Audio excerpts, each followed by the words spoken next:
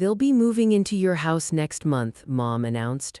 "Perfect, I'll start packing this weekend," I said. The next morning, I called a realtor. I-29F was always the family safety net, but never the family priority. My entire life has been one constant reminder that my brother Mason 32M was the golden child while I was just there, the invisible daughter, the reliable backup plan, that is, until I decided I was done being anyone's plan B. Looking back, I can pinpoint the exact moment when something inside me finally snapped. It wasn't when I overheard my parents telling my grandfather that Mason needs the inheritance more because he struggles with stability while Michelle will always land on her feet. It wasn't when they missed my college graduation because Mason had a softball game.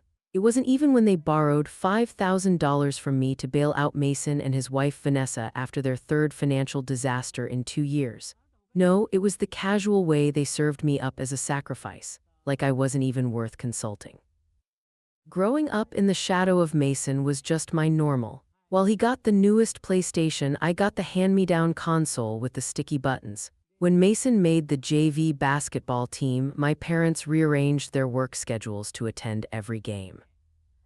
When I made honor roll 4 years straight, my mother taped the certificate to the refrigerator for exactly 3 days before it was replaced by Mason's C+ in English, his first passing grade that semester.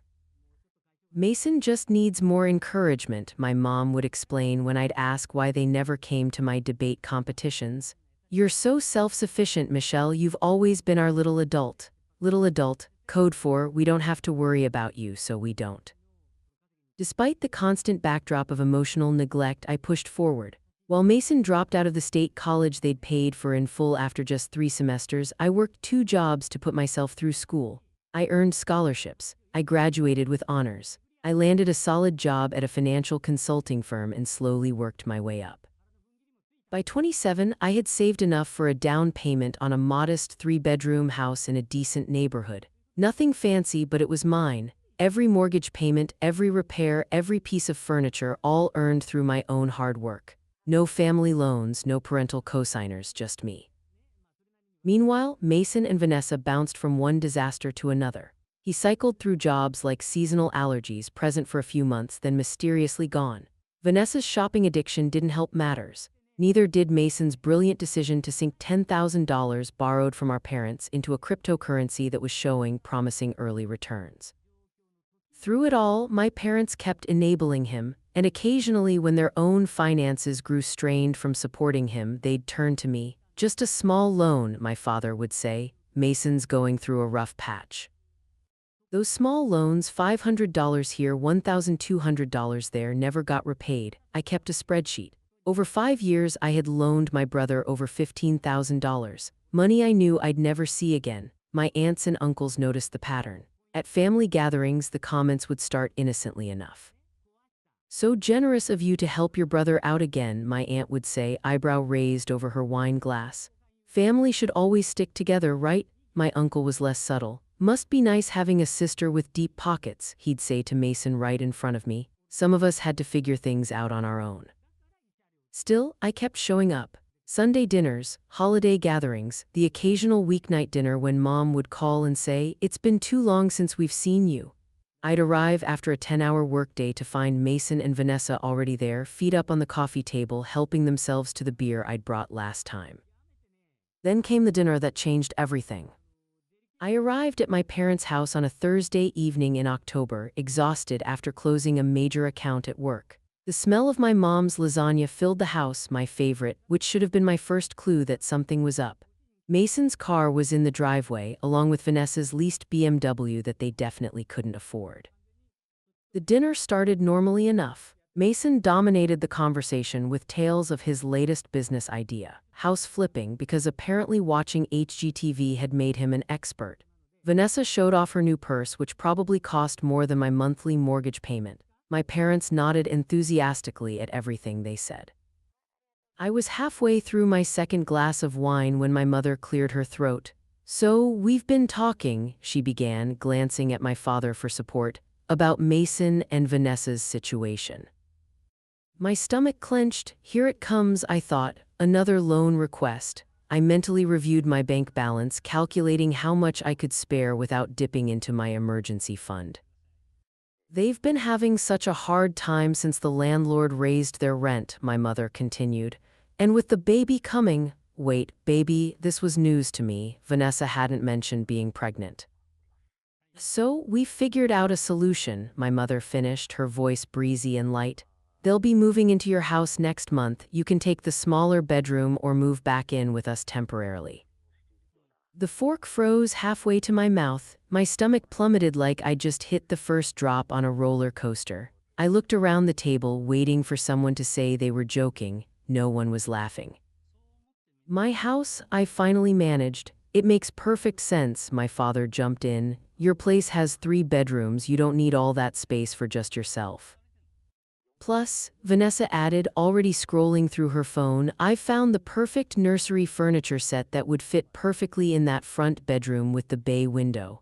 My bay window in my house that I paid for.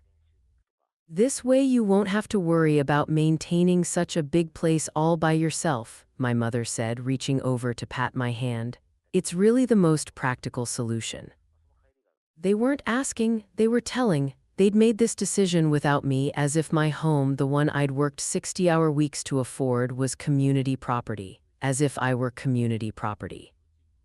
In that moment, something inside me finally snapped. The last thread of obligation severed clean. I forced a smile. Sure, that makes sense. When were you thinking they'd move in? The relief around the table was palpable. My mother's shoulders relaxed. My father nodded approvingly. Mason and Vanessa exchanged victorious glances.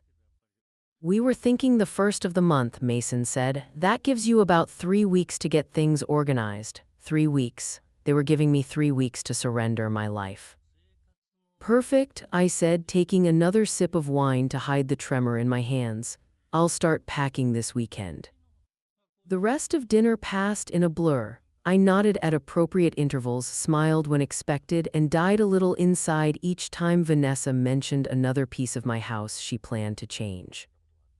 When I finally got into my car to drive home, my hands were shaking so badly I could barely grip the steering wheel. Tears burned hot trails down my cheeks.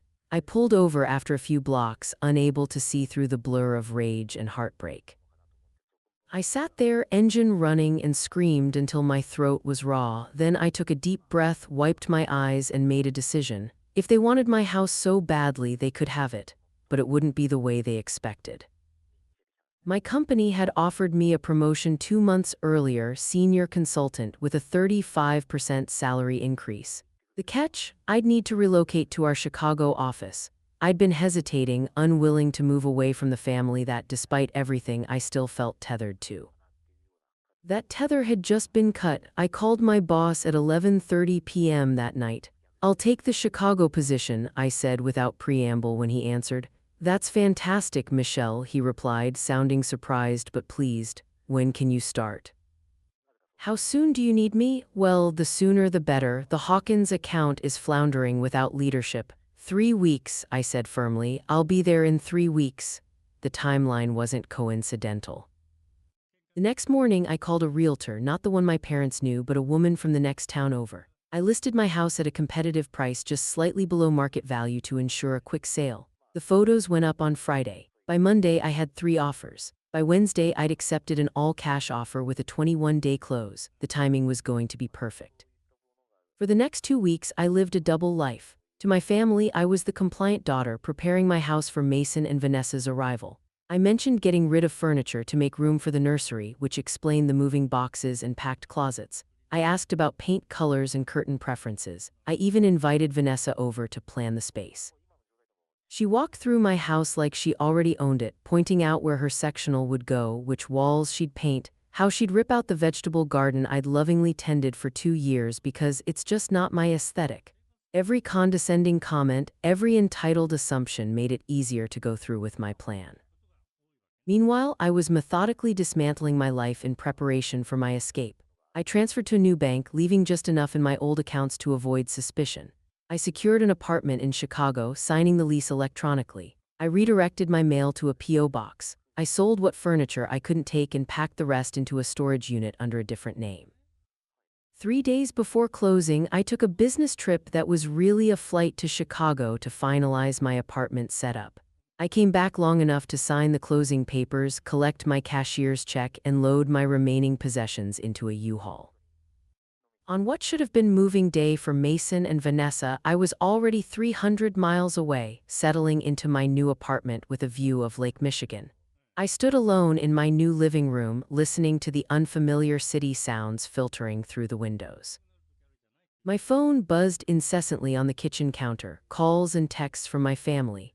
I imagined the scene unfolding back home, Mason and Vanessa arriving with their moving truck, perhaps my parents there to help, all of them standing confused on the front lawn as strangers carried furniture into what they'd thought was about to be Mason's new house. I pictured their faces when the new owners explained that yes, they'd just purchased the house from Michelle. No, she hadn't mentioned anything about family moving in. Yes, the sale was final. No, they didn't know where she'd gone. I let myself enjoy that mental image for a full minute before silencing my phone and unpacking my first box. The calls and texts kept coming. My mother's voice messages escalated from confusion to anger to tearful pleading. How could you do this to us, to your brother? Where are they supposed to go now? You need to call us back right now and explain yourself, young lady. Please, Michelle, we can fix this. Just tell us where you are.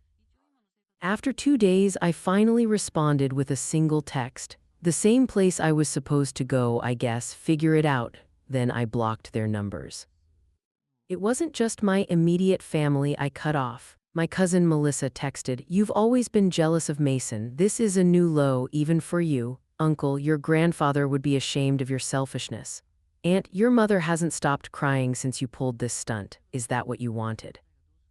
One by one, they joined my blocked list. Each deletion felt like shedding another pound of dead weight I'd been carrying for years.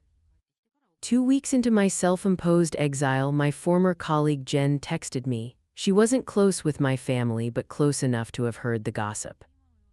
"So, your brother and his pregnant wife are living in your parents' basement. Your mom's telling everyone you had some kind of mental breakdown, just thought you should know." I didn't respond, but I didn't block her either. Jen became my occasional window into the world I'd left behind.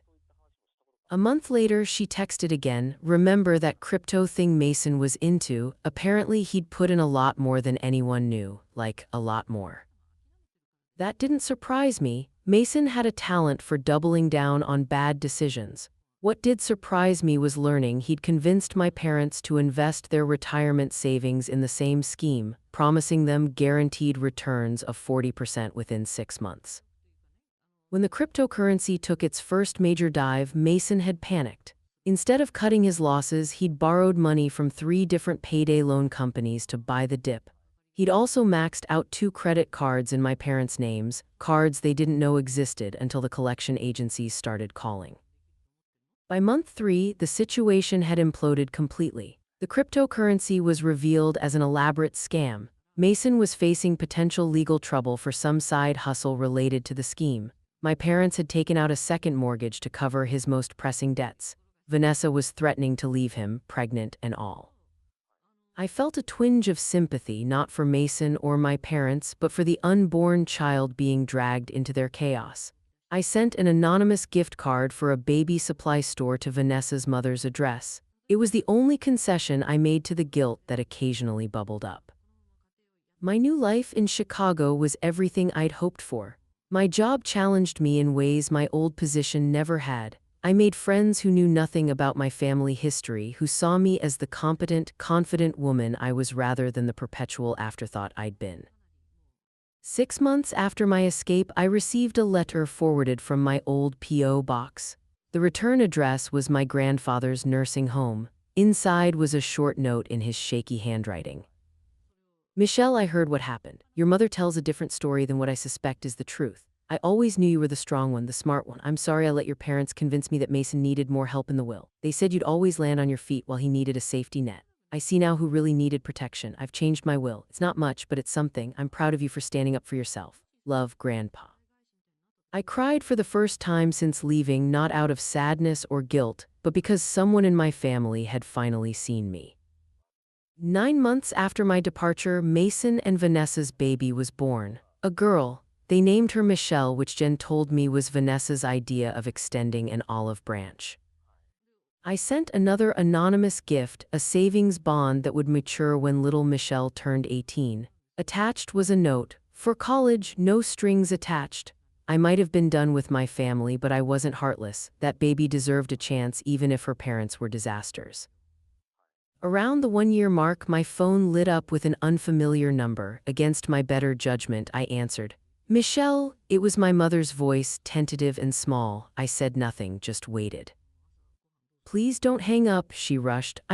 We need help. Your father had a minor heart attack last month. The medical bills, and Mason and Vanessa and the baby are still living with us. We can't, we're about to lose the house." My old self would have immediately started calculating how much I could afford to send them. My old self would have felt responsible, but that wasn't me anymore. "I'm sorry to hear that," I said, my voice steady. "I hope Dad recovers quickly." "That's it," her voice cracked. "Your family is falling apart and that's all you have to say? What would you like me to say, Mom? That I'll bail everyone out again, that I'll give up my life to fix problems I didn't create?" The silence stretched between us. "We're your family," she finally whispered. "No," I replied, "you're Mason's family. I was just the backup plan, the safety net, the one who would always land on her feet while you poured everything into him." I heard her sharp intake of breath. "Who told you that? Does it matter? It's always been the truth, hasn't it?" She didn't deny it. "I have to go, Mom. Take care of yourself." I hung up and blocked the number. That evening, my company offered me another promotion, this time to our international office in London. I accepted without hesitation. The distance felt right. The night before my flight, I sat on my Chicago balcony with a glass of wine, watching the lights reflect off the lake. I thought about the girl I'd been, always hoping for approval, always willing to set myself on fire to keep others warm. That girl was gone. In her place was a woman who understood that real family doesn't drain you dry and call it love. That boundaries aren't selfish, they're necessary. That sometimes walking away isn't giving up, it's finally allowing yourself to move forward. I'd lost a family but found myself, and in the end, that was the better trade. I raised my glass to the Chicago skyline, to new beginnings, to the power of no, to the unexpected freedom that comes from finally putting yourself first. My phone buzzed with a text from my new London flatmate confirming my arrival time. Tomorrow would bring a new city, new challenges, new opportunities to build the life I deserved. My family had expected me to be their eternal safety net. Instead, I'd become my own. They expected me to set myself on fire to keep them warm. Instead, I walked away and built my own fire, and I was never going back to the cold again. "You're damaged goods. You have no ambition beyond reliving your own trauma," my girlfriend spat. So I ended things. But when my youth center landed a $1 million grant, suddenly she wanted back in. So this happened last month and I'm still processing it. I keep going back and forth between feeling relieved and completely destroyed, so I figured I'd get some outside perspective. I've been with Sky for over a year. She works in PR for some fancy marketing firm downtown, and I'm a social worker at a youth center. We met through mutual friends at this rooftop party, and honestly, I thought she was way out of my league. She's gorgeous, successful, drives a BMW, lives in this sick apartment.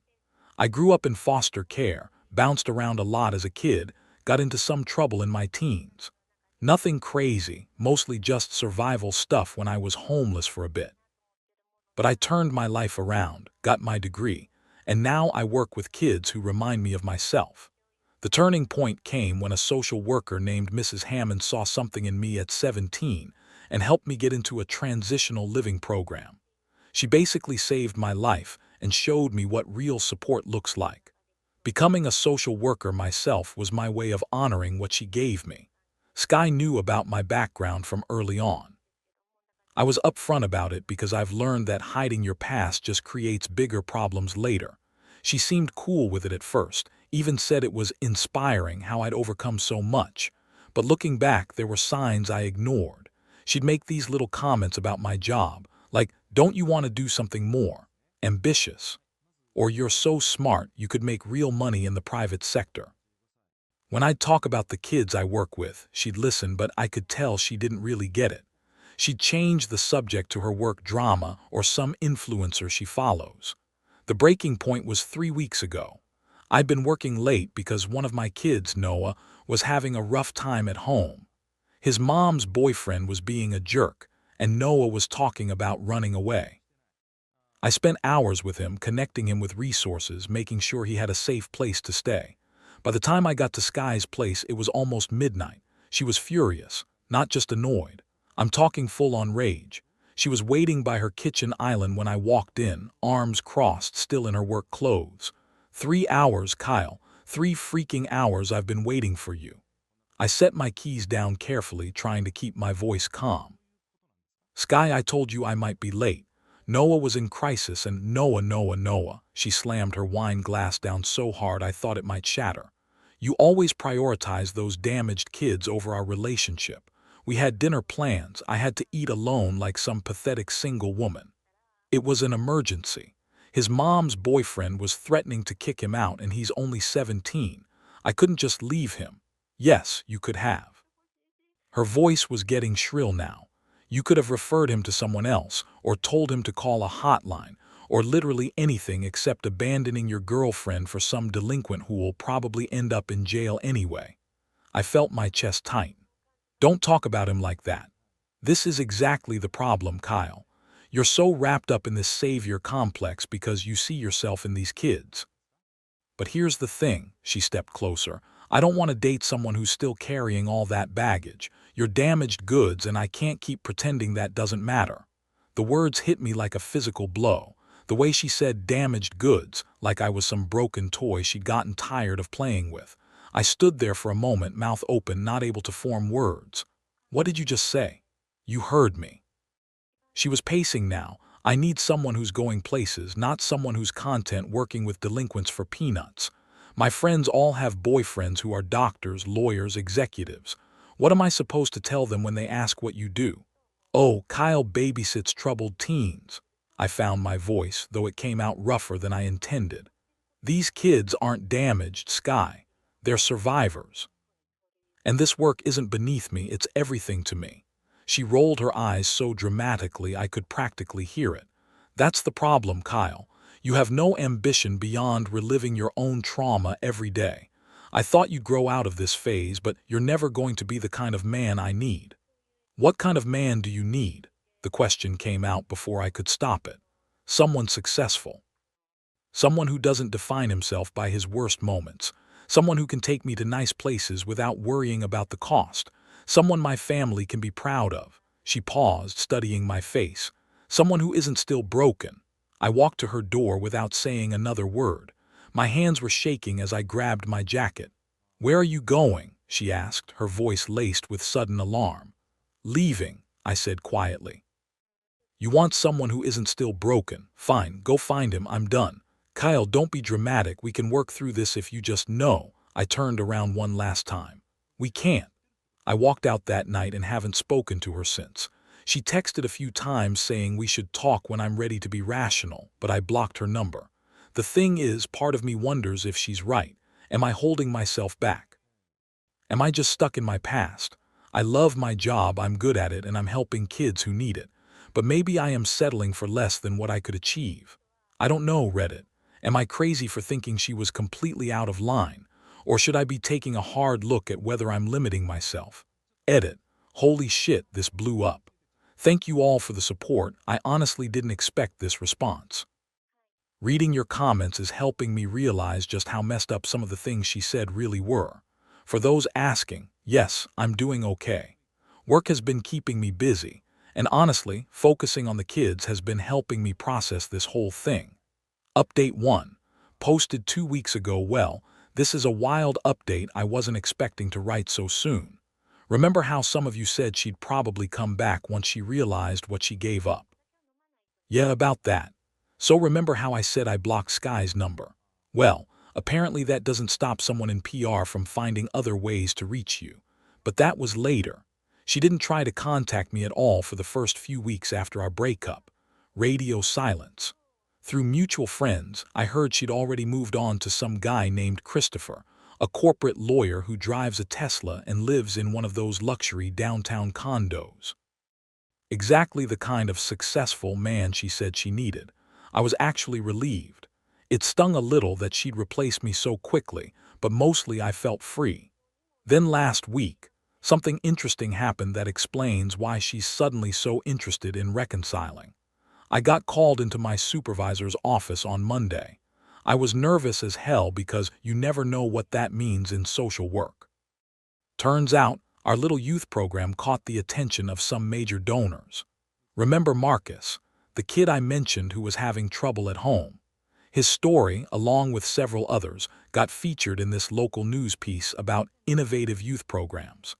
The article highlighted how our center is using a different approach, treating these kids as whole humans with potential instead of just problems to manage. Long story short, we just got approved for a massive expansion.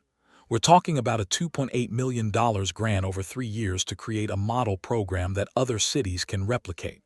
They want me to lead the whole thing. It's going from a small community center program to a legitimate nonprofit organization. I'll be the executive director. I found out Thursday morning. By Thursday afternoon, Sky was suddenly texting me from a new number. Kyle, I heard about your amazing news. I'm so proud of you. I always knew you were destined for big things. We should celebrate. I never stopped believing in you. The audacity.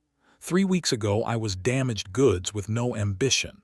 Now I'm suddenly worth her time again because there's money and prestige involved. I ignored her texts, so Friday she showed up at my work. Just walked right into the youth center like she owned the place. Some of my kids were there, working on their college applications. She comes strolling in wearing this expensive outfit, heels clicking on the floor, and asks the front desk to get me. Noah saw her first. This kid has incredible instincts about people, probably comes from growing up having to read adults for survival. He took one look at her and immediately got this guarded expression. Kyle, he said when I came out to the lobby, this lady says she knows you, she feels off, smart kid. I told Sky we needed to talk outside. The conversation was surreal. She was acting like the breakup never happened, like she was just dropping by to see her boyfriend's workplace for the first time. This place is so authentic, she said, looking around like she was touring a zoo. I can really see your vision now. You know, with my PR background, I could help you develop a media strategy for the expansion. This kind of feel-good story is exactly what brands want to support. I stared at her. Sky, you literally called me damaged goods 3 weeks ago. Oh, honey, I was just scared about our future. I didn't understand your passion before, but now I see how brilliant your approach is. We could be such a power couple, you running this amazing organization, me handling the marketing and fundraising. Think about the galas we could throw. That's when it clicked. She wasn't interested in me or my work. She was seeing dollar signs and social media opportunities. I need you to leave, I told her, and don't come back to my workplace again. Her mask slipped for just a second. Kyle, be smart about this. You're going to need someone who understands how to navigate high society donors. You can't do this alone. I'd rather fail alone than succeed with someone who thinks my kids are photo opportunities. She left, but I know this isn't over. Ashley texted me yesterday saying Sky is going through a rough time and maybe I should hear her out. Apparently, her relationship with Christopher the lawyer isn't the fairy tale she thought it would be. Turns out being with someone who only cares about money and status gets boring pretty fast. And now that I'm suddenly successful in her eyes, she's been talking about me nonstop, probably romanticizing what we had. The crazy thing is, I don't feel angry anymore. I feel sorry for her. Like, imagine being so empty inside that you only value people based on their earning potential or social status. That must be exhausting. Meanwhile, Noah got into community college with a full scholarship. Another one of my kids, Jasmine, just got her first job. These moments are worth more than any relationship with someone who sees dollar signs instead of human beings. Thanks for all the support, Reddit. You helped me see this situation clearly when I was doubting myself. Update 2. Posted 1 week ago, you guys. I cannot make this shit up. Sky has completely lost her mind, and now she's trying to insert herself into my professional life in the most manipulative way possible. Remember how I said our program got a $2.8 million grant? Well, we're having this big fundraising gala next month to officially launch the expanded program and attract additional donors. It's a huge deal. We've got city council members coming, local business leaders, even some state representatives. This event could set the tone for our organization's entire future. Guess who somehow got herself on the planning committee? I found out Monday morning when I walked into our planning meeting and saw Sky sitting at the conference table like she belonged there. She was dressed in this professional outfit, had a folder full of notes, and was deep in conversation with our board chair about media strategy and brand positioning. My supervisor, Janet, pulled me aside before the meeting started. "Kyle, I hope you don't mind, but Sky reached out to us last week. She explained that you two have a personal history, but that she's committed to keeping things professional. Her PR firm is offering their services pro bono for the gala. Given her experience, the board felt it would be irresponsible to turn down free professional help." I wanted to scream. This woman called me damaged goods, dismissed my work as babysitting delinquents, and now she's positioning herself as my organization's savior. The manipulation was so calculated, so perfectly executed. She knew I couldn't make a scene without looking unprofessional, and she was counting on me being too nice to expose her real motives. The meeting was torture. Sky had clearly done her homework. She talked about amplifying our impact narrative and leveraging social media to build authentic community engagement. She kept referencing me as our visionary leader and talking about how excited she was to support Kyle's incredible work. But here's the thing, I've learned to recognize manipulation tactics from working with kids who have been abused. Everything Sky said was designed to make her indispensable while positioning me as someone who needed her expertise. She wasn't offering to help. She was staging a takeover. After the meeting, she cornered me in the parking lot. The professional mask came off immediately. "Pretty smart, right?" she said, clearly proud of herself. "I told you that you'd need someone who understands how to work with donors. Now we can be partners in this.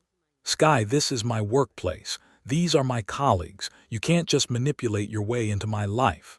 Manipulate? Kyle, I'm offering valuable services for free. Your little organization would be paying thousands for the kind of expertise I'm bringing. You should be grateful. "I want you to withdraw from the committee," she laughed, "and tell the board what exactly, that you can't work professionally with your ex-girlfriend, that you're putting personal feelings above the organization's needs. Good luck explaining that to your boss." That's when I realized how deep her game was. She'd positioned herself as the reasonable professional while making me look petty and vindictive if I objected. It was brilliant and disgusting at the same time, but I've been playing chess while she's been playing checkers. I spent the last week documenting everything. I saved all her old texts about my work being beneath her, screenshotted her social media posts about needing a real man with ambition, and I had witnesses to our conversation outside the youth center. More importantly, I talked to Noah and some of my other kids. These teenagers have been through every manipulation tactic in the book, and they could smell Sky's bullshit from a mile away. Noah actually volunteered to help me expose her. "Kyle," he said, "this lady isn't here for the kids, she's here for herself. We can see it, and if we can see it, other adults can too. So I'm done playing nice. Tomorrow I'm meeting with Janet and the board chair. I'm going to lay out exactly who Sky is and what she's really after. If they still want to work with her after that, then maybe this isn't the organization I thought it was."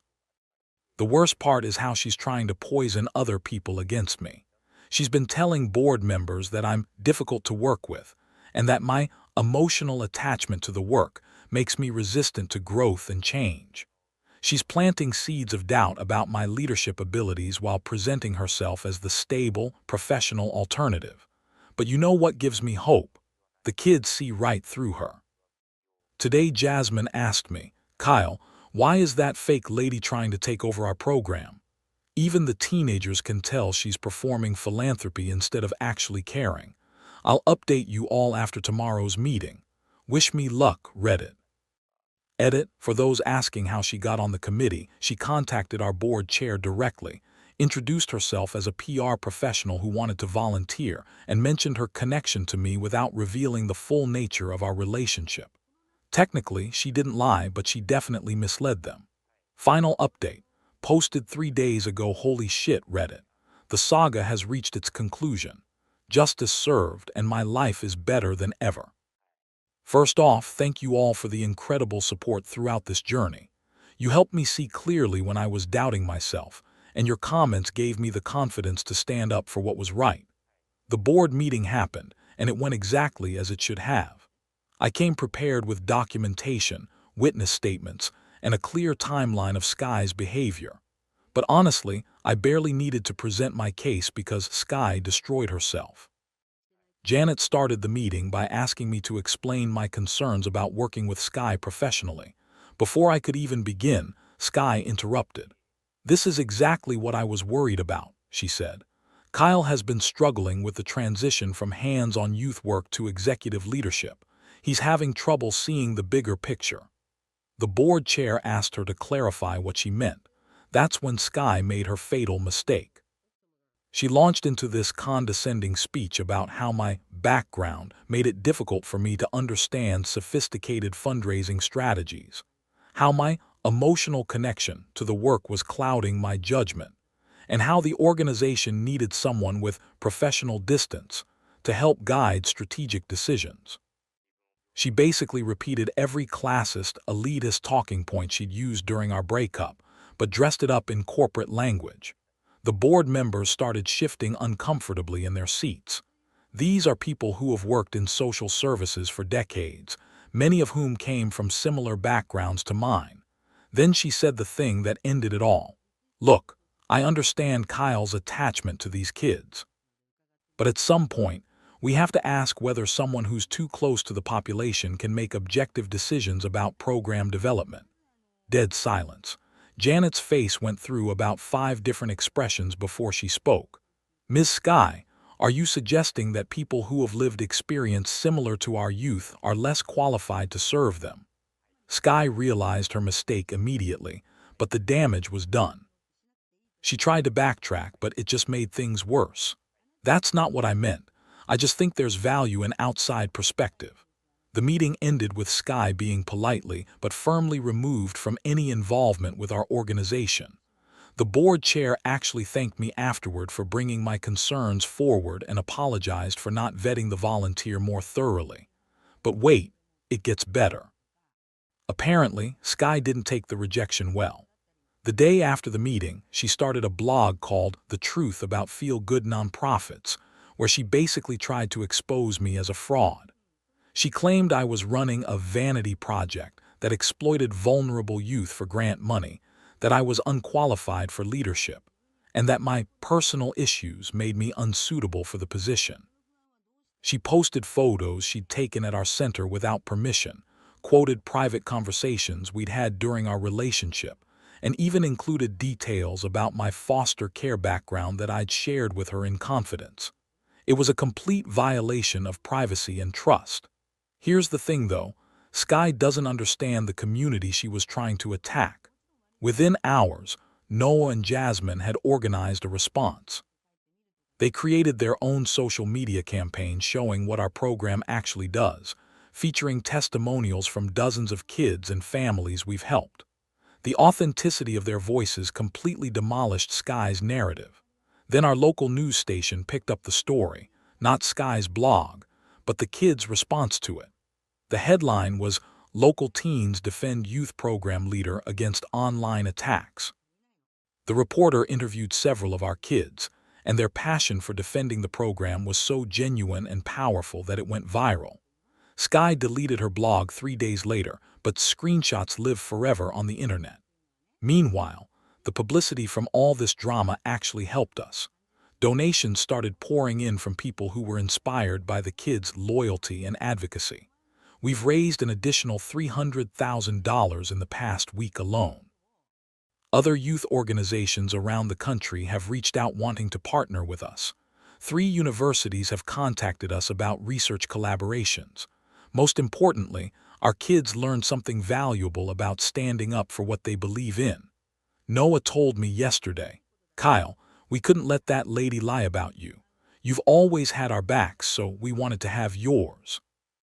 As for Sky, I heard through mutual friends that Christopher broke up with her after the blog incident. Apparently, he was embarrassed by the negative attention and didn't want to be associated with someone who would attack a youth program. But that's not even the worst part for her.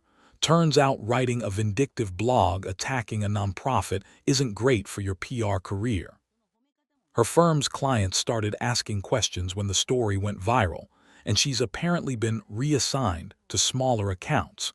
Some people are saying she might get let go entirely since the whole thing made her look unprofessional and vindictive. She's been trying to get friends to reach out to me on her behalf, but I'm done with that chapter of my life. The program launch gala is next week, and it's going to be incredible. We have corporate sponsors, foundation commitments, and most importantly, we have a community of young people who are excited about their futures. That's worth more than any relationship with someone who couldn't see their value. I've learned so much from this experience. Sometimes people show you who they really are, and it's important to believe them. My work isn't just a job, it's my calling, and I won't apologize for that to anyone. The kids I work with aren't damaged goods. They're survivors with incredible potential, just like I was once. Thanks for everything, Reddit. You helped me through one of the hardest times in my life, and I'll never forget that. Peace out. "You're abandoning me again?" My girlfriend screamed as I left. I called the police and left that night. 2 weeks later, she texted, "I once believed I was on the path to forever. My girlfriend Teresa, who I thought was the love of my life, had everything I believed I wanted. Beauty, charm, and the kind of affection that made everything seem perfect. Her smile could light up a room, and when things were good, they were really good. We had plans, big plans, for our future together. A house in the suburbs, a couple of kids, maybe even a dog. We'd spend hours talking about how we'd decorate each room, the names we'd give our children, the life we'd build together. But over time, things shifted, and I found myself in a situation I could never have imagined. It wasn't one single moment that changed everything, but rather a slow accumulation of disappointments and realizations that ultimately made me lose everything I thought I wanted in life. Looking back, I can see the warning signs I chose to ignore, the red flags I painted pink with optimism and excuses. About 2 years ago, Teresa dropped out of college. At first, it seemed like just a minor setback, something temporary that could be fixed with time and support. She told me she was feeling overwhelmed, that she needed a break to figure things out. I understood college can be stressful, and sometimes people need time to regroup. I assured her it was okay, that we'd figure it out together. But as months passed, it became clear that it wasn't just a break from school. It was the beginning of a much deeper issue. She had no ambition, no drive to do anything with her life. Days turned into weeks, weeks into months, and Teresa seemed content to just exist. Meanwhile, I worked long hours, often 50 to 60 hours a week, just to keep things afloat. I'd come home exhausted, my scrubs still carrying the distinct hospital smell, only to find her exactly where I'd left her that morning. I tried to support her in every way possible. I even offered to pay for her education if she went back to school, but nothing changed. She'd make excuses. The timing wasn't right. She wasn't sure what she wanted to study. Maybe college just wasn't for her. One evening, I came home from a particularly grueling 12-hour shift, exhausted to my bones, only to find her lying in bed, surrounded by half-eaten takeout boxes. The room smelled stale, clothes were strewn everywhere, and dishes from several days had piled up in the sink. She hadn't showered or brushed her teeth, and she had no motivation to even get up and do something as simple as cleaning up. The TV was playing some reality show she'd been binge-watching for days.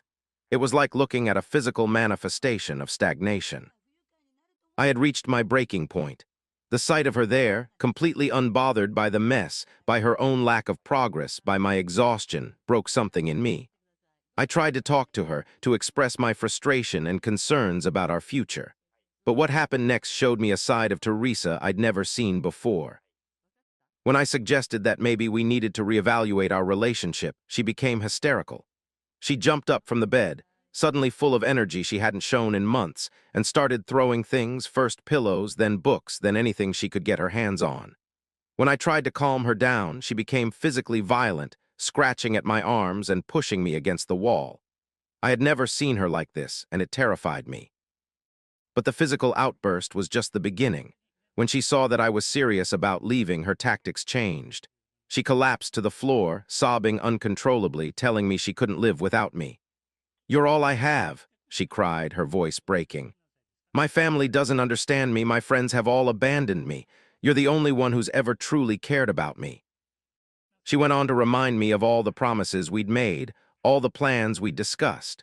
She brought up specific moments from our relationship, our first date, the time I surprised her with concert tickets, the night we talked about having kids. She knew exactly which emotional strings to pull, which memories would make me hesitate. When she saw me wavering, she escalated further. She grabbed a pair of scissors from her craft supplies and held them to her wrist, threatening to hurt herself if I left. "If you walk out that door," she said, her voice eerily calm, "I'll do it, and it'll be your fault. Could you live with that? Could you live knowing you caused my death?" I felt trapped, cornered by her threats and manipulation. Every step I took toward the door made her press the scissors harder against her skin. She knew exactly what she was doing, using my care for her as a weapon against me. The thought of her actually hurting herself was unbearable, and she knew it. She then switched tactics again, becoming suddenly sweet and vulnerable. She started begging for another chance. "I'm just going through a rough patch," she pleaded. "I need you. Please don't give up on me. I'll do anything. I'll get help. I'll go back to school. I'll start therapy. Just please, please don't leave me." When I still seemed uncertain, she brought up my own past struggles with depression during my first year of medical school. "You told me how much it meant that I stood by you then," she reminded me. "How can you abandon me when I'm going through the same thing? What happened to in sickness and in health?" The manipulation was so intense and multifaceted that I found myself agreeing to stay, though I knew in my heart I had no intention of remaining in the relationship much longer. It was like being caught in a web. Every move to free myself just entangled me further. I felt guilty, responsible, and trapped all at once. She had masterfully used my own empathy and sense of duty against me. That night, as she slept peacefully beside me, probably feeling victorious about having prevented me from leaving, I lay awake, staring at the ceiling, feeling like a prisoner in my own relationship. I knew I couldn't do this anymore, but I also knew that leaving would require careful planning. I couldn't just walk out, not with her threats of self-harm hanging over my head. I needed to find a way to end things that wouldn't result in tragedy. The next evening, I tried to talk to her again. I told her that things had been bothering me for a long time. I explained how tired I was of carrying the weight of the relationship. I was frustrated by her lack of ambition, her inability to do anything for herself. I had been patient with her for years, waiting for a change, but it never came. To my surprise, she actually listened. She seemed to take me seriously. She made promises to change, to apply for jobs, to get back into school, to find a hobby. She seemed willing to do anything to fix the situation, and for a brief moment I thought maybe things could improve. But deep down, I knew it was just a temporary fix. I wasn't in love with her anymore. I told her I didn't love her the same way anymore. I was jaded, tired, and wanted a fresh start. She cried, pleading with me to give her another chance, saying she'd change. But I had already made up my mind. She didn't understand that it wasn't just about her actions. It was about the way she had made me feel. A week later, she had a new idea to save our relationship. She suggested we try a new technique she saw on TikTok, where we would set a timer and each share what upset us about the other. I agreed to give it a try, thinking maybe it could help us communicate better. But when she asked me when I lost feelings for her, I was honest. It wasn't one thing. It was a slow accumulation of her actions, or lack thereof, that wore me down. I told her the worst part was when I started at the hospital. The long hours, the stress, the constant pressure to perform at my best, while she stayed home doing nothing. It made me angry every day when I came home to find her in the same spot, doing nothing to improve her situation. I tried to suggest easy jobs for her or even told her to go back to school, but she rejected every offer I made. I felt disgusted by her lack of effort. I also told her how I felt when she dropped out of nursing school. I was upset because I knew she could have made something of herself. But over time, I realized she wasn't capable of doing what I had done. She didn't have the drive. I even suggested she try something easier like cooking or finding a hobby, but it didn't matter. She chose to do nothing. And over time, my feelings just died. Over the next few weeks, she began to make an effort. She got into photography, something she'd always talked about, and even bought a camera to start. She tried harder than she ever had before, and I matched her effort. We went out together to take photos, and for a brief moment, it felt like we could reconnect. But the energy was overwhelming. Her affection, her constant questions about how I felt, her need for constant affirmation. It felt like love bombing, and I couldn't handle it. My coworkers noticed the change too. They told me I was being love-bombed, that it was only a matter of time before things crashed. I didn't want to believe them, but deep down, I knew they were right. After a few weeks, the crash came, and it was ugly. Update 1. After reading through your comments, I finally made the decision that would change everything. I had been thinking about leaving for weeks, meticulously planning each detail. My lease was ending in 3 weeks, and I had already secretly secured a new apartment across town. I had gradually moved my important documents and irreplaceable items to my office at the hospital, knowing what was likely to come. That morning started deceptively normal. Teresa was in one of her better moods, suggesting we order breakfast and watch movies together. But I knew I couldn't delay any longer. Every moment I stayed felt like I was lying to both of us. Around noon, while she was curled up on the couch scrolling through her phone, I took a deep breath and said the words I'd been rehearsing in my head for days. "Teresa, we need to talk." My voice was steadier than I expected. "I've made a decision and it's final. I'm leaving. This relationship isn't healthy for either of us anymore." The change in her demeanor was instant and terrifying. Her face contorted from confusion to anger to panic in seconds. She launched herself off the couch, her phone clattering to the floor. "What do you mean, leaving? You can't leave. We can fix this. We can work on things." Her voice rose with each word, taking on that frantic edge I'd grown to fear. "No, we can't," I said firmly, maintaining my distance. We've tried, but this isn't working and you know it. The constant manipulation, the lack of growth, the emotional blackmail, I can't do this anymore." She began packing, running her hands through her hair, her breathing becoming erratic. "You're abandoning me, after everything we've been through, after all the promises we made."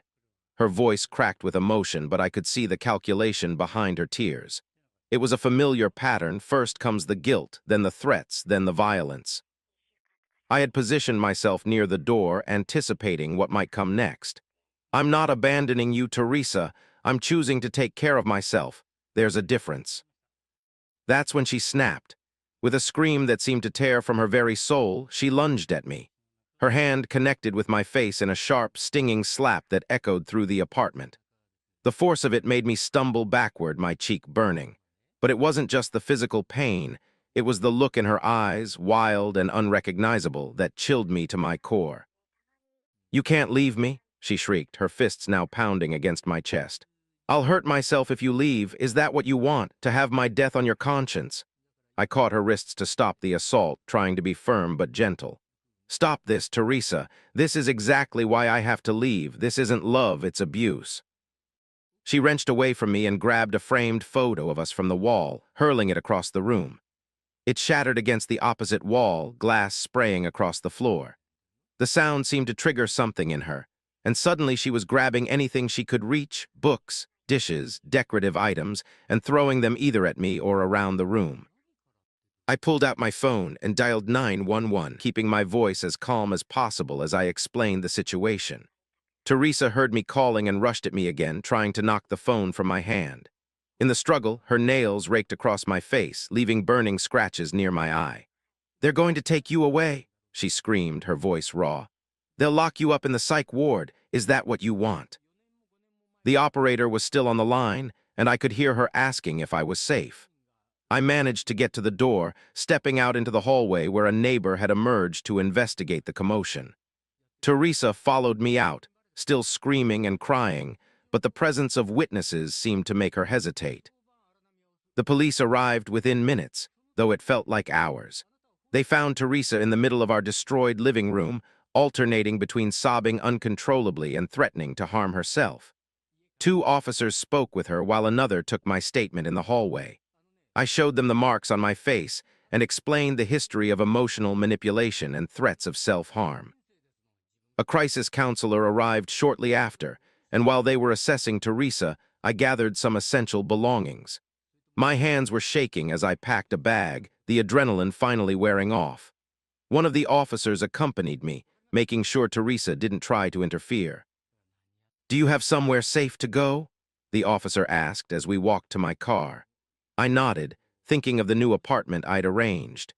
The officer advised me to file for a restraining order and gave me information about domestic violence resources, words I never thought would apply to my situation. I drove straight to the hospital, my face throbbing and my mind racing. The emergency room was familiar territory, but being there as a patient felt surreal. My colleague Sarah was working that night, and her face fell when she saw me.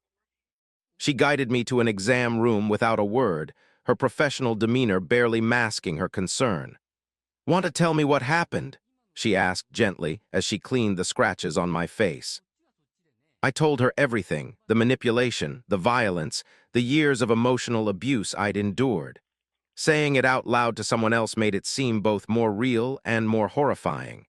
Sarah listened without judgment, only speaking to ask if I wanted to press charges.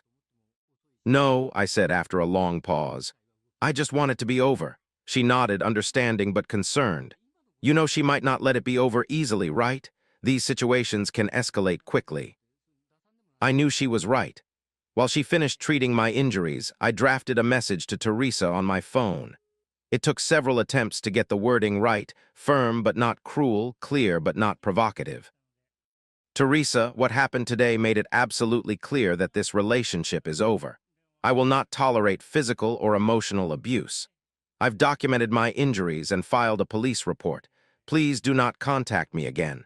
Any further attempts at communication will be handled through legal channels. I truly hope you get the help you need." I sent the message and then blocked her number, her email, and all her social media accounts.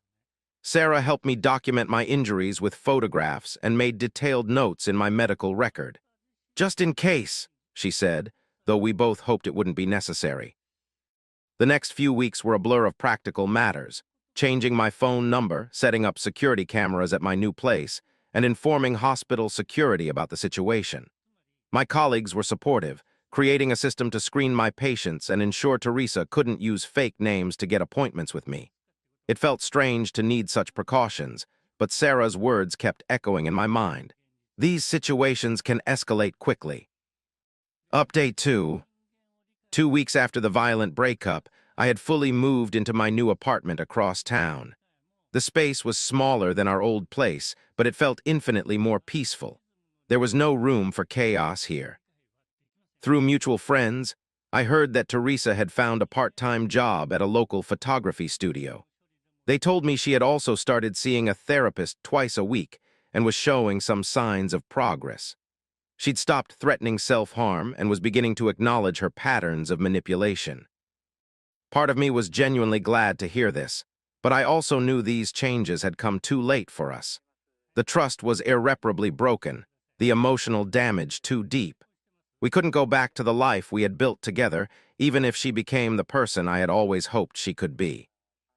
I was just starting to feel settled in my new routine when, one quiet Sunday morning, my phone buzzed with a text from an unknown number. My heart rate spiked as I read the message. It was Teresa.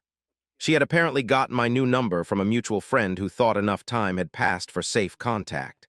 Unlike her previous attempts at communication, which had been desperate and manipulative, this message was different. "I know I probably shouldn't be reaching out," she wrote, "but I need to apologize, not to get you back or change anything, but because you deserve to hear it. I've been doing a lot of work in therapy, and I understand now how much I hurt you.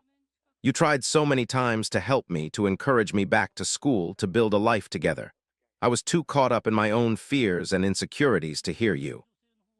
I'm sorry for becoming violent, for manipulating you, for making you feel responsible for my happiness. You were right to leave." I sat with the message for a long time, feeling a complex mix of emotions. There was validation in her acknowledgement, but also a lingering sadness for what could have been if she had been ready to change sooner. I chose not to respond, not out of anger, but because I knew any response might open a door better left closed. As I continued building my new life, I found myself reflecting often on the lessons learned from our relationship. I understand now that love alone isn't enough to sustain a partnership. It needs to be built on a foundation of mutual respect, shared values, and consistent effort from both sides. I had spent years hoping Teresa would change, pouring my energy into supporting her potential while neglecting my own growth. But people only change when they're ready, when the motivation comes from within rather than from external pressure or guilt.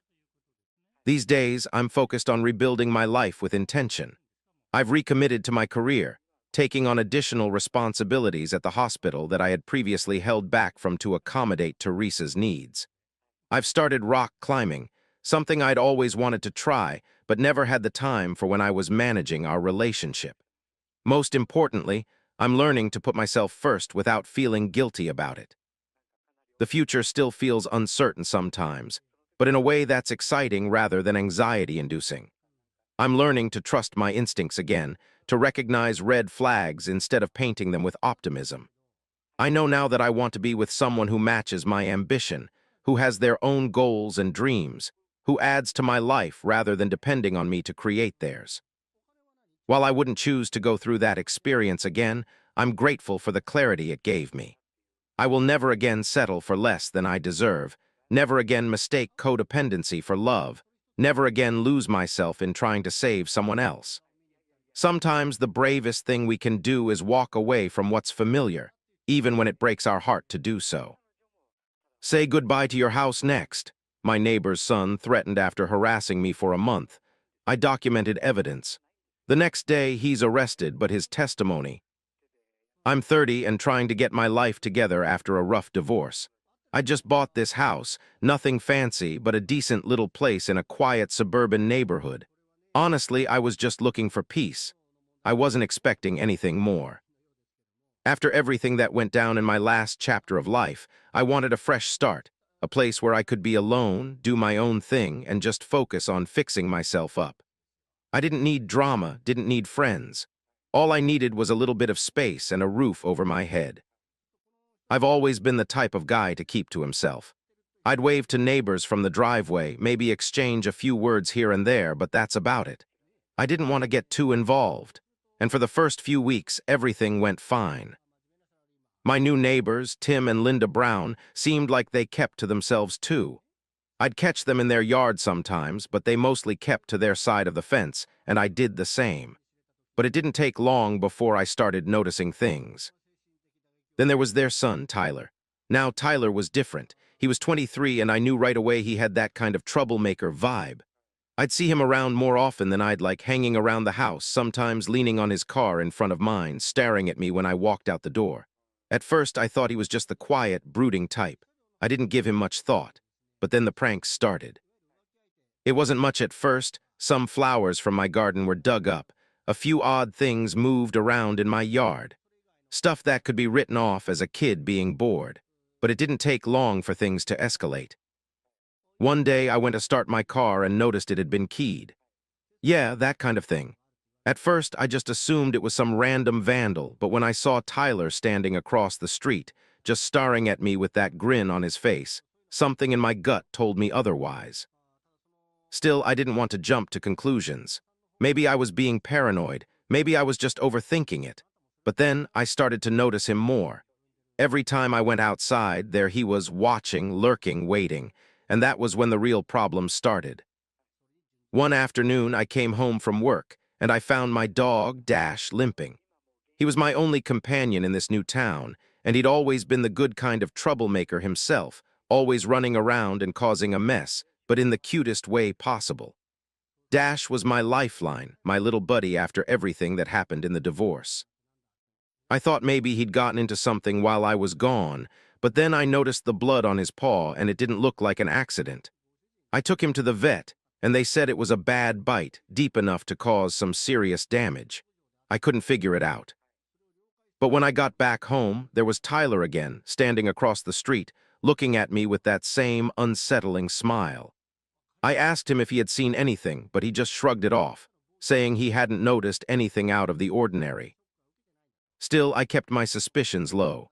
It wasn't until later that night, after Dash had started acting more lethargic, that I found out just how wrong I was. Dash died in his sleep that night.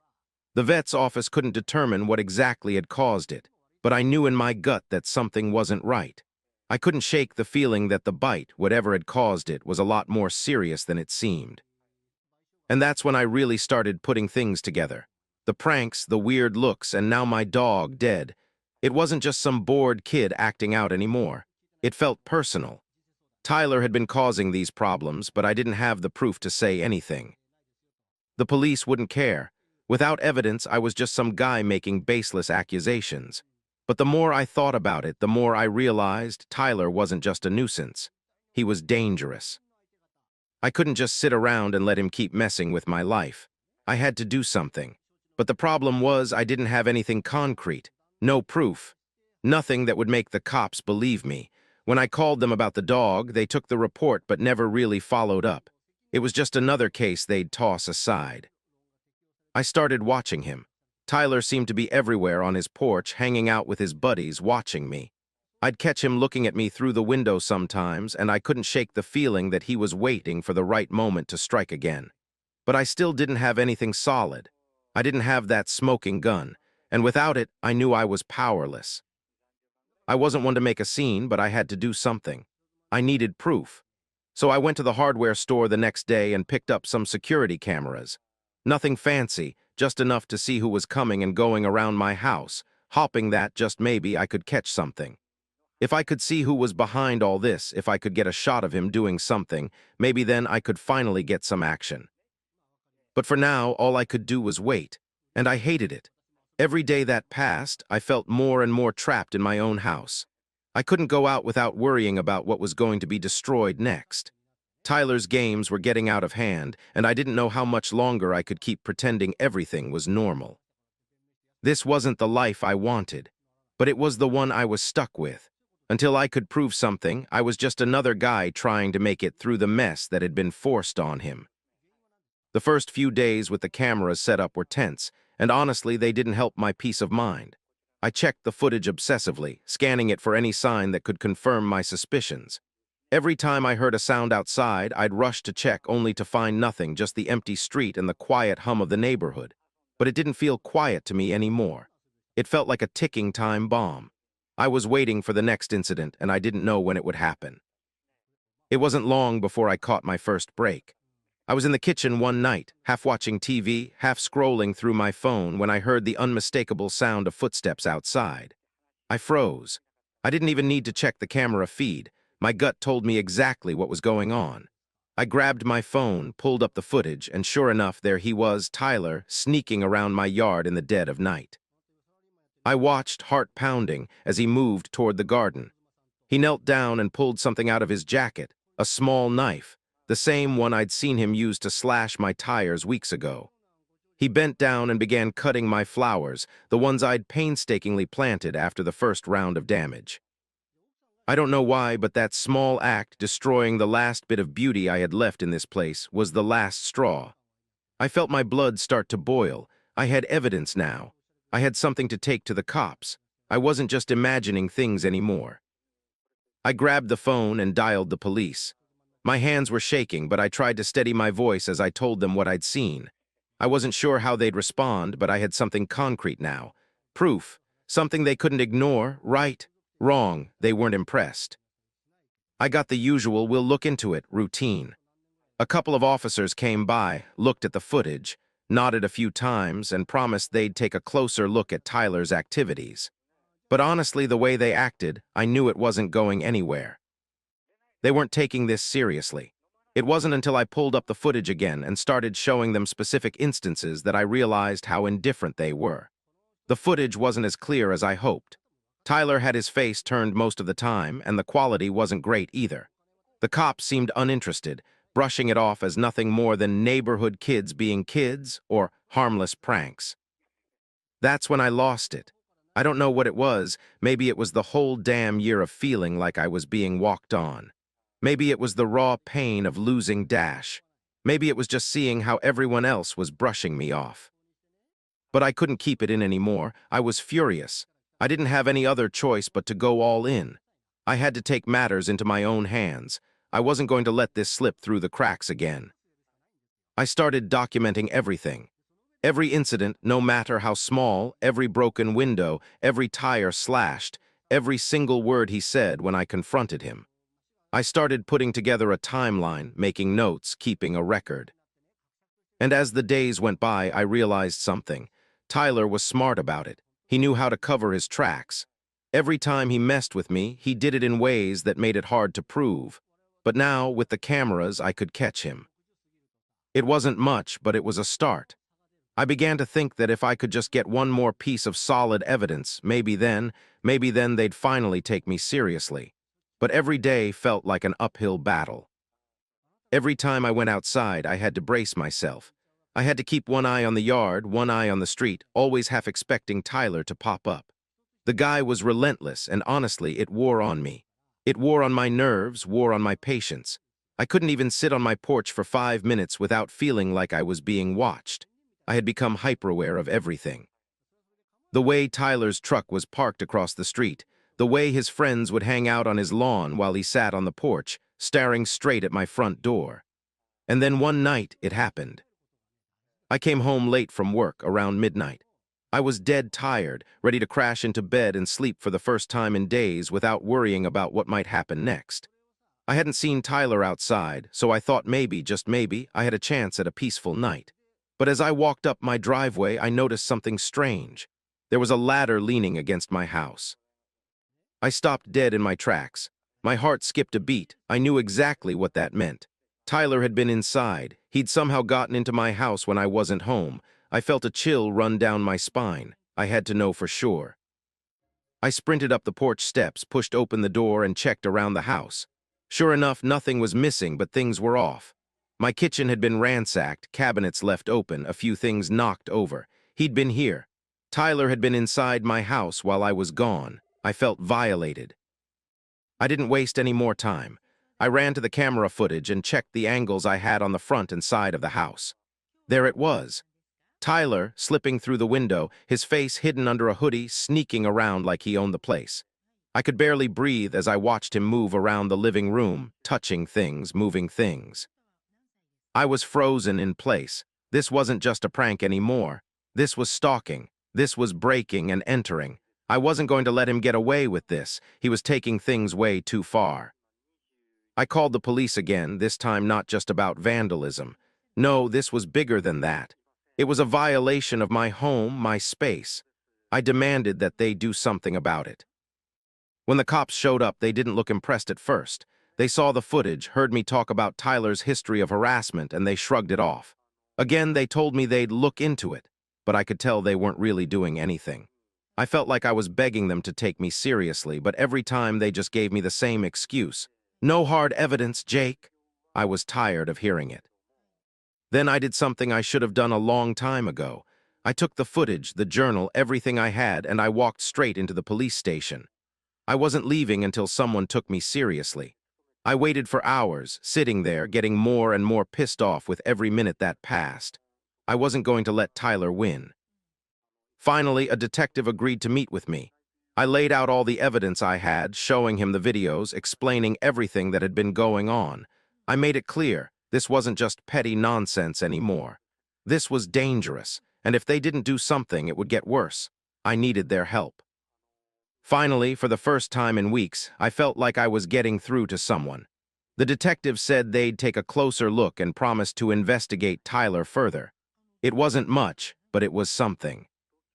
As I left the station, I felt like a weight had been lifted off my shoulders. I still had a long road ahead of me, but at least now I had a shot. I had proof, and I had the police on my side. It felt good, like, for the first time, maybe I was going to get justice. But even with all that, I knew Tyler wasn't done. The worst wasn't over, not yet. And I had no idea just how far he was willing to go. The days following my visit to the police station were strangely quiet, almost too quiet. It felt like everything had calmed down, but I couldn't shake the feeling that it was just the calm before the storm. I knew Tyler wasn't finished with me. He wasn't the type to back down easily, and now that I'd gone to the cops, I figured it was only a matter of time before he came back with something even worse. I stayed vigilant. Every time I left the house, I checked the cameras, hoping to catch something on tape. I became obsessive about it, watching the footage like a hawk. Every car that passed my house felt like a potential threat. Every shadow seemed like a person lurking. I couldn't relax. The fear was still there, gnawing at me, even though Tyler was supposedly being investigated. But as the weeks went on, nothing happened, at least nothing obvious. I kept seeing Tyler around, but he didn't do anything overly suspicious. He'd stare at me from across the street like always, but the pranks seemed to stop. My yard stayed intact. My car stayed untouched. It was almost like he was waiting for something, or maybe he was biding his time, knowing that I had set the wheels in motion with the cops. I tried to get back to a normal routine, but it wasn't easy. I couldn't shake the feeling of being watched. I'd get up in the morning and go about my day, but every time I looked out the window, I half expected to see Tyler standing there, plotting his next move. The anxiety was draining. I wanted my life back. I wanted to go outside and not feel like I was in constant danger. Then one night everything changed. It was late. Around 11 p.m. I was sitting on the couch, flicking through channels, trying to unwind. My mind wasn't exactly at ease, but I was doing my best to pretend like it was. That's when I heard the sound. A knock, soft at first, almost too quiet to be heard over the TV, but unmistakable once it registered in my brain. My heart skipped a beat. I froze. I didn't know who it could be at this hour, but I wasn't about to answer it without checking first. I pulled myself to my feet and crept quietly toward the door, peeking through the peephole. My stomach dropped. It was Tyler. He was standing on my front porch, a smug grin on his face, holding something in his hand. I couldn't tell what it was at first, but I didn't care. He was here. After all this time, after everything I'd gone through, he was standing on my doorstep like he owned the place. I backed away from the door, trying to stay calm. My heart was pounding, but I knew I couldn't just ignore it. This was it. This was the moment I had been dreading, the confrontation I'd been steeling myself for. I grabbed my phone and dialed the police, keeping my voice steady even though my pulse was racing. Someone's on my property. It's the guy I've been reporting. I need someone here now. I didn't hang up.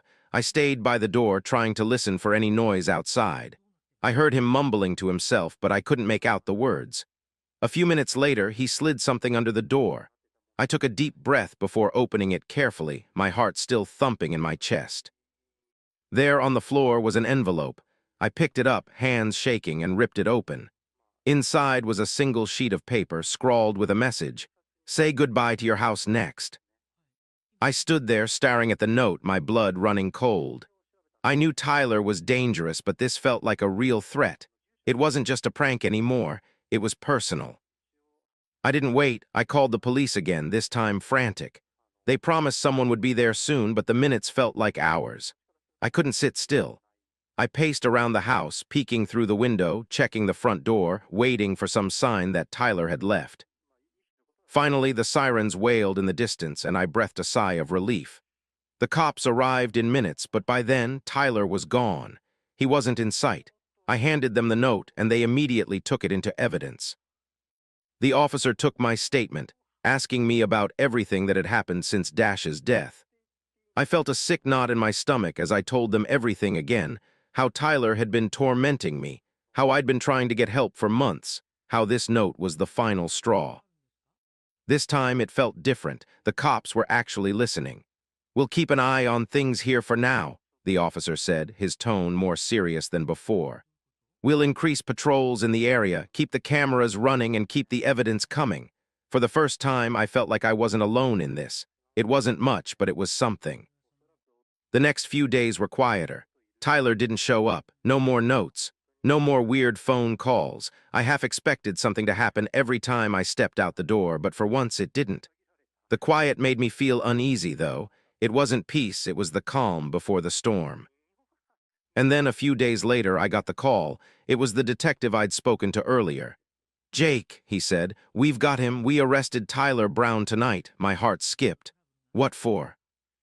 For a break-in, he replied. He tried to break into another neighbor's house down the street, and when we searched his place, we found evidence linking him to other incidents, your house included.